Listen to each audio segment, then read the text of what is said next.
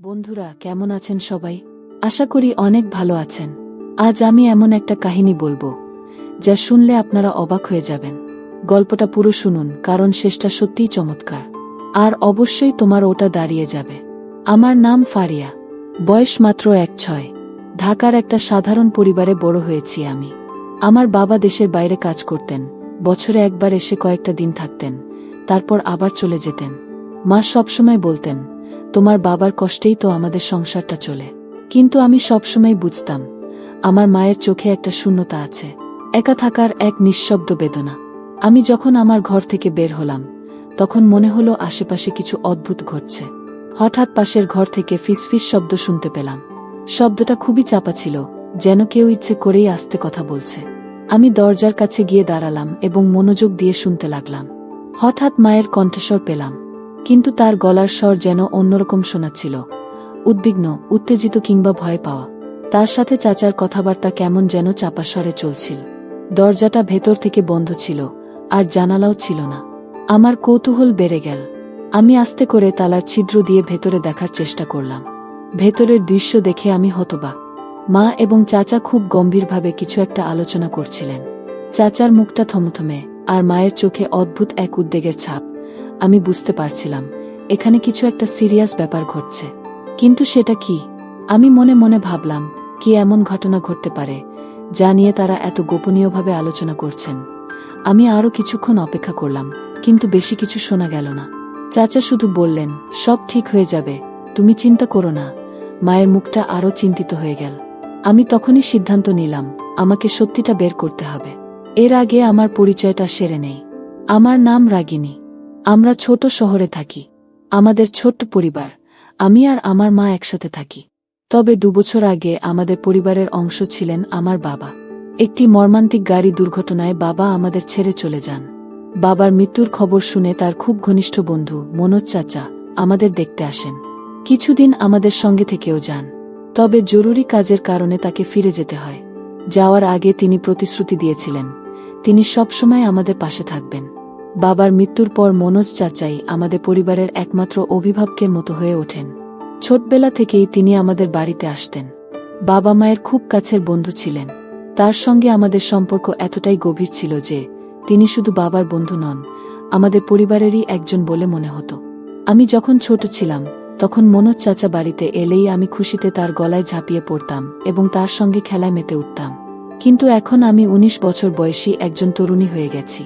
আমি সিদ্ধান্ত নিয়েছিলাম, মাকে আর কখনো একা কষ্ট পেতে দেব না। তখন মনে হলো, কেন না মনোজ চাচার সঙ্গে কথা বলা যায়। আমি কোনো দ্বিধা না করে তাকে ফোন করলাম। প্রথমবার চাচা ফোন ধরেননি, হয়তো কাজে ব্যস্ত ছিলেন। কিন্তু আমি জানতাম, তিনি আমাদের সবসময় গুরুত্ব দেন এবং মায়ের সুখের জন্য সব করতে পারেন। আমার ফোন বেজে উঠল। স্ক্রিনে দেখলাম মনোজ চাচা নামটা ভেসে উঠছে। আমি খুব খুশি হলাম এবং দ্রুত কল রিসিভ করলাম। কল ধরতেই চাচা বললেন, সরি বেটা, একটু আগে একটা মিটিংয়ে ব্যস্ত ছিলাম, তাই তোমার কল রিসিভ করতে পারিনি। আমি হাসতে হাসতে বললাম, কোনো সমস্যা নেই চাচা, আপনি ফোন করেছেন, এতটুকুই যথেষ্ট। চাচা মৃদু হেসে বললেন, তোমাদের খবর কি? তোমার মা কেমন আছেন? আমি বললাম, ভালো আছি চাচা, কিন্তু মা খুব একা হয়ে গেছেন। আপনি তো জানেন, বাবার পর থেকে মা একেবারে নিঃসঙ্গ হয়ে গেছেন। চাচা কিছুক্ষণ চুপ করে রইলেন। তারপর বললেন, আমি বুঝতে পারছি রাগিনী, আমি কথা দিচ্ছি, এবার থেকে তোমাদের একা থাকতে হবে না। আমি সবসময় তোমাদের পাশে থাকব। চাচার কথা শুনে আমার মন শান্ত হলো। আমি জানতাম, চাচা আমাদের ছেড়ে যাবেন না। সেই রাতেই আমাদের বাড়িতে এলেন মনোজ চাচা। মা তখনও চুপচাপ টেবিলের পাশে বসেছিলেন। চাচা এসে মায়ের দিকে তাকালেন, কিন্তু মা তাকে একবারও দেখলেন না। মা মৃদু কণ্ঠে বললেন, মনোজ দা, আপনি কখন এলেন? চাচা মায়ের হাত ধরে বললেন, তোমার আর রাগিনীর খেয়াল রাখার দায়িত্ব এখন থেকে আমার। আমি আর কখনো তোমাদের ছেড়ে যাব না। আমি সেই কথা শুনে ধীরে ধীরে আমার ঘরে ফিরে এলাম। রান্নাঘর থেকে পানি নিয়ে শুয়ে পড়লাম, কিন্তু ঘুম আসছিল না। বারবার মনে পড়ছিল সেই দৃশ্য। এরপর একদিন সকালে চাচা আমাকে দেখে মুচকি হেসে বললেন, ওহ রাগিনী, আজ তোমাকে অপূর্ব লাগছে। আমি চাচার কথা শুনে আনন্দিত হলাম। আমি তার পাশে গিয়ে চুপচাপ বসে রইলাম। কিছুক্ষণ পর চাচা অফিসের জন্য তৈরি হতে লাগলেন। হঠাৎ আমি উঠে গিয়ে চাচাকে আলিঙ্গন করলাম। মনে হলো, বহুদিন জমে থাকা আবেগ আমার ভেতর থেকে বেরিয়ে আসছে। চাচার শরীর মুহূর্তের জন্য কেঁপে উঠল। আর তার মুখে এক অদ্ভুত অস্বস্তির ছাপ ফুটে উঠল। সেই ছাপটা যেন মনের গভীরে লুকানো কোনো দুঃখ কিংবা অপরাধবোধের প্রকাশ ছিল। আমার চোখ ভিজে উঠেছিল, যেন আমি আমার ভালোবাসা আর মনের কষ্ট তাকে জানিয়ে দিতে চাইছিলাম। মা খালি চেয়ে বসে আছেন, ফোনটা হাতে, বারবার স্ক্রিনের দিকে তাকাচ্ছেন। বাবা যতদিন না থাকতেন, আমাদের বাসায় মাঝে মাঝেই একজন আসতেন, আমার চাচা, রিজভি চাচা, বাবার ছোট ভাই।